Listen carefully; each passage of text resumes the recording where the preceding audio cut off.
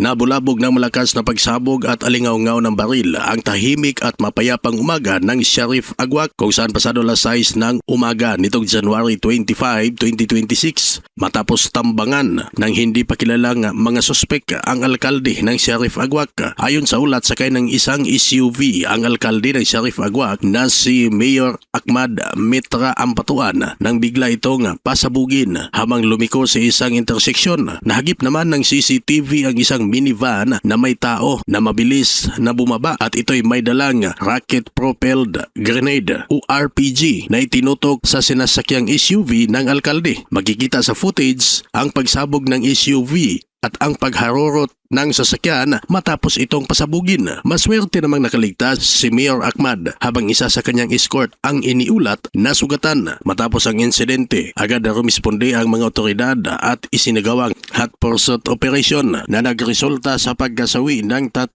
mga sospek. Sa ngayon, hindi pa binunyag ang pagkakilanlan ng mga sospek at nagpapatuloy pa ang investigasyon kaugnay ng nasabing insidente. Kung napadaan lang sa iyong video ito, please like, follow and share at pasubscribe ng artikulo. Maraming salamat.